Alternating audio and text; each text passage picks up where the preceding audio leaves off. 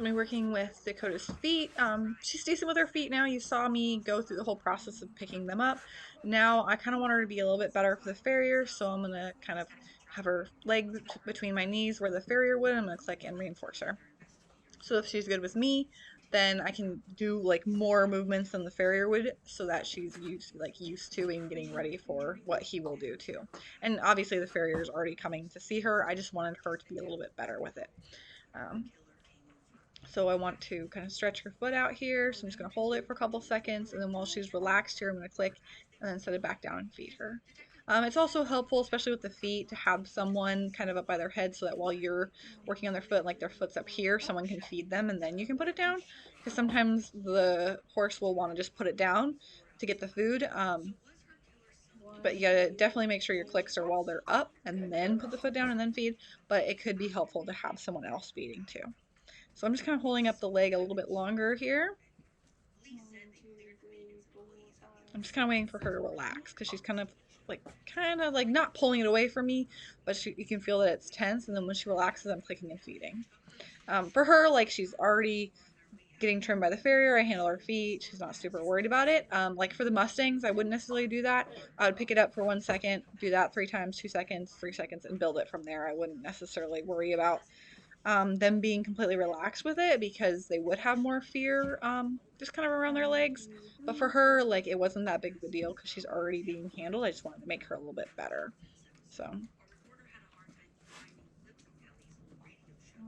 so I'm just kind of like tapping on her hoof and doing stuff like the farrier would, and just reinforcing her for being really soft and holding up her feet nicely. So it's going to be different than teaching her to just completely pick up their feet. Obviously, I'm rewarding mostly for her being really soft, being willing, picking up those feet, let me maneuver them and handle them however I want.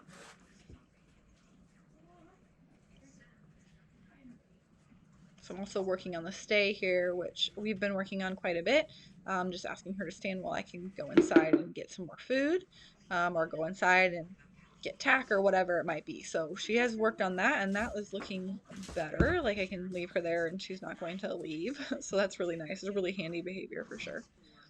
So again, work on this other foot, and I'm just kind of gradually done more and more. Like I just held it up longer. Now I'm gonna put it between my legs like the farrier does, and then I'll kind of hold it out in front too. And then it's important that they're balanced as well. So she had like her weight on that foot, so I just asked her to take us a couple steps back to where like this would be the next foot to step back so her weight's off of it, and then I can pick it up. So that's also important, is making sure that your horse has its weight on the other 3 legs so that it's not more difficult to pick up that one foot that you're asking for. So there she was just being really light, so I'll reinforce that. Bring out her foot here, click it while she's holding it out and being relaxed and soft, and then I will feed her. That looks really nice. And she's got like a nice pleasant expression, like she doesn't seem worried about it at all. Like her ears are up. She's participating nicely, like she doesn't seem very worried about any of this stuff. So that looks great because she wanted to be a little bit tense, like when her foot was on the stand, she'd kind of want to pull it off. Mainly on the front feet. Her back feet were really not an issue. Like she was pretty cool with keeping those in the stand. But obviously it's going to be different because the hind foot can kind of be bent a little bit where the front foot is stretched up like that. So that's why I was trying to just kind of have a little bit more positive reinforcement history with this behavior so that she knows that she'll get reinforcement for doing this. So that's what we're working on here. And she's really willing to pick up her foot here, and that looks really great. And there you can kind of see when her knee straightens out, like she's kind of more relaxed, and when she's tighter, it's bent, and she's kind of wanting to or thinking about pulling her foot away. So like here, her knee is nice and straight, so that looks really great.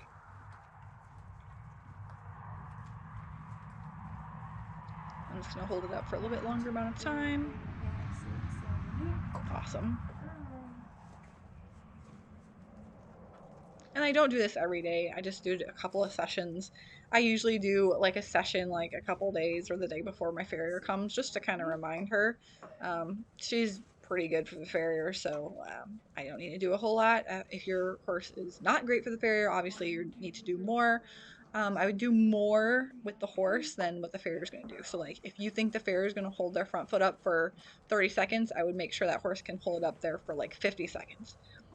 Just so you have, just like when you're showing, like that's a good example for showing is like it was a dressage test, like you're doing a level up higher than you are at the show so that you can do your test well, because there's so many different variables at the show. So since I'm adding in a new variable with my farrier, same kind of thing. I do more at home with me than I do with the farrier. So here I'm just working on some more stay again.